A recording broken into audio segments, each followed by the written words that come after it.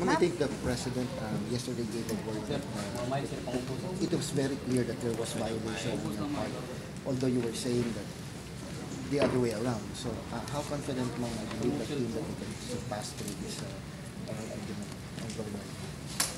I think the operative word there is legal. Kaya nga apart from all other considerations, I do believe that if we would just base it on the law, we could be very, very confident that we're on the right side of the law. But then, of course, in a world with other considerations, then I cannot answer you just how confident we are. Ma'am, sinabi ni Presidente yesterday na talagang there's no politics involved. Sabi niya nga he is blind, or they are blind as far as yung politicking is concerned. The President is entitled to his own opinion in the same way that each and every citizen is entitled to his or her opinion.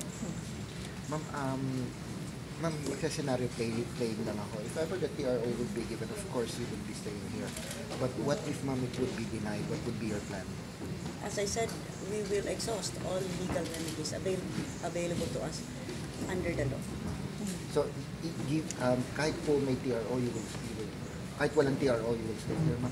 We will continue to seek redress. The redress, ma'am, would be going to the Supreme Court if ever?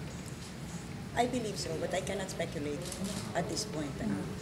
Let's just focus first on what is now being heard at the Court of Appeals. Ma'am, may natanggap ba kayong calls or messages from the UNA leadership? Kasi dati nagpunta po si Vice President dito and si Senate President. Today ba, did they convey any message of support for you? There is always that message of support, hindi nga lang message not just in word, but in deed. They continue to stand by me. And I think the media is very well aware of the continued messages of support that continues to emanate from the UNA. Ma'am, the PNP have continuously denied na there were actually orders or threats for you to be bodily forced out here. Hanggang ngayon ba, ma'am, you're still receiving the same kind of information? Well, you know, for the PNP, and may I speak on specifics, let's not take the whole PNP kasi that would be unfair naman sa kanila. I am specifically referring to General Garbo, and our local media has footages of his threats. Our print media have time and again printed his statements about bodily removing me. In fact, we are aware that prior to Christmas, for those of the local media that were around, they saw this Capitol compound already surrounded by hundreds of policemen and SWAT personnel carrying assault weapons already stationed for each window. Then again, after Christmas, General Garbo issued his ultimatum. I did not hear it myself. The media relayed it to me that he had issued his ultimatum that I should, after December 31st, be out of this office or else he will again bodily remove me. Kaya nga, siguro medyo, last Saturday, ganun na naman daratingan na naman yung mga SWAT at a congressman was seen walking around directing the SWAT. I have written to the PNP chief. Any word on that? Wala naman. Wala pa. But I have pointed out Section 2.9, which specifically refers to human rights. How do you assess what happened yesterday? Thousands of your supporters came here, more than 5 times more than the supporters that came from the LP prayer rally. Well, it speaks for itself. The LP local chapter, the LP people here, have repeatedly claimed that they have the support of the Cebuanos. You have your pictures, they speak 1,000 words. Words are cheap. But what you saw yesterday was clearly an indication of where the people's support lay.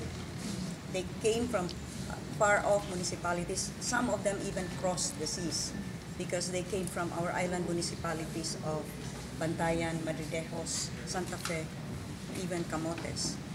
And they came, though they were, repeatedly inconvenienced, because that is General Garbo's favorite term, inconvenienced along the way, with several checkpoints set up amongst the towns en route to the capital. And with the PNP personnel looking for alleged violations. And your violation could be as little as wearing slippers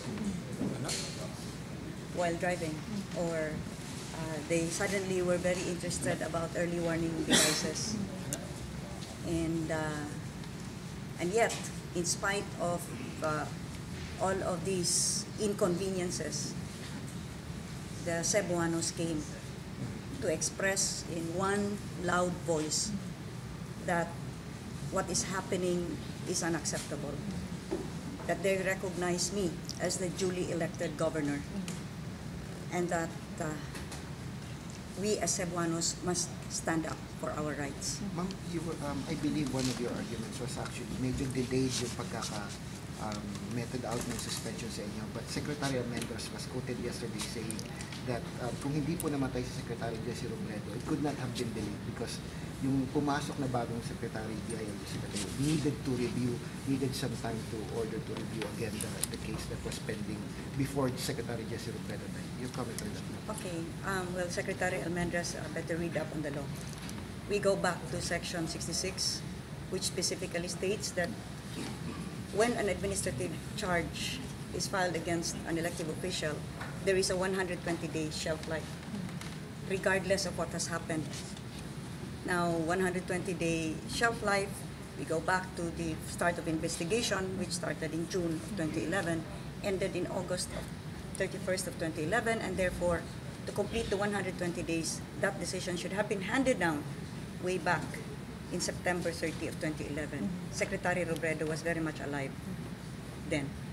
But let us go back to the fact that he has already pointed out that the death of Secretary Robredo caused this delay. It is on our record, and they cannot deny this, that Secretary Robredo had in fact forwarded the records, transmitted the records to the Office of the President, July 26, 2012, under Administrative Order 23. After transmittal of these records, the Office of the President is given 30 days to render a decision. 30 days, obviously, from July 26, 2012 is August 26, 2012, not December 17 of 2012. Whether or not they needed time to review and all of these things, other things, it does not justify their not having followed the proper process. Very, very specifically indicated under the law. And therefore, if we speak of Section 26 of the Local Government Code, obviously, the President no longer had the authority nor jurisdiction over this case because the 120-day shelf life had already expired. Hence, you see malice in the delayed, kumbaga, na pagpapatupad ng suspension? Siguro makikita naman yun eh. Kung talagang sinunod yung batas, they could have handed down my suspension way back in September 30 of 2011.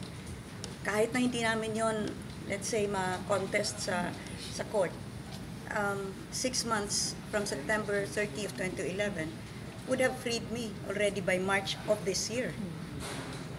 Ito, they handed down the suspension order December 17 of 2012, 474 days later.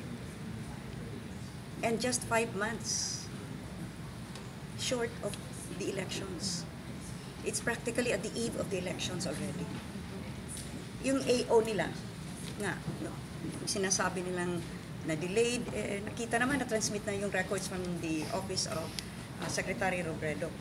They only had 30 days to review that. Nung na-transmit yun, noong July 26 of 2012, dapat may decision na noong August 26 of 2012.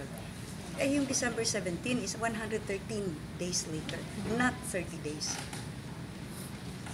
So ma'am, what could be the only reason that you would have decided to at least go out of your office of the Capitol? Ano lang po ma'am pwedeng maging dahilan para kayo po ay lumabas sa opisina niyo? Well, kahapon, isang dahilan yon. Lumabas nga ako kasi nakita ko yung thousands upon thousands of supporters, and I couldn't just stay far away from them. I heard their cries, I heard their eagerness to see me and to listen to me. Kaya lumabas po ako kahapon and tried to get to them as near as I could. Alam niyo po, darating yung sinulog. Yun nga ma'am. Will you be joining? That will be on the 20th. Yes, ma'am. That's the third Sunday of January. And for the past 8 years, I have always danced in the Sinulog as an offering to the Señor Santo Niño in thanksgiving for His continued protection and the blessings that He continues to shower on Cebu. This will be my 9th and final year, if ever, that I will be dancing as Governor of Cebu. And so I am seriously contemplating my options. I am aware of the risks involved, but on the other hand, my devotion to the Santo Niño is also this deep. So kaya binabalanse ko ngayon. Hiniling na nga ng Sinulog Foundation, they were here. Ricky Ballesteros, the Executive Director, Dali Susara, and Ana Conejero were here a few days ago to personally ask if I could dance in the Sinulog. And I am seriously considering it. You are more inclined to join again ma'am, for the last time at least? If As inclination nga lang sobra pa sa inclination talagang gustong-gusto ko pong sumayaw sa Sinulog. But you need the TRO for that. We'll pray that the TRO will be granted, then that would clear our path, and things would go back to normal. If Because not- this is not normal. If not ma'am, Then things will not go back to normal. And that means you will still remain here. I am seriously considering, as I said, dancing in the Sinulog, regardless of the risks. Gov, another issue lang po. Your reaction now regarding sa dismissal sa San Guzman about the motion for considerations in the Tagalini case? Yes, we had filed for a motion for consideration, pointing out the fact that we actually believe that an immediate issuance of an HDO on a case that has been forwarded to the Sandigan has no specific rules to stand by on. But we first submitted an MR. Ngayon, I believe our lawyers will now take the next proper course of action as regards the dismissal of the MR. Pero ito lang naman masasabi ko. Don't worry about it. I'm not going anywhere naman. thank you very much. Thank you, ma'am.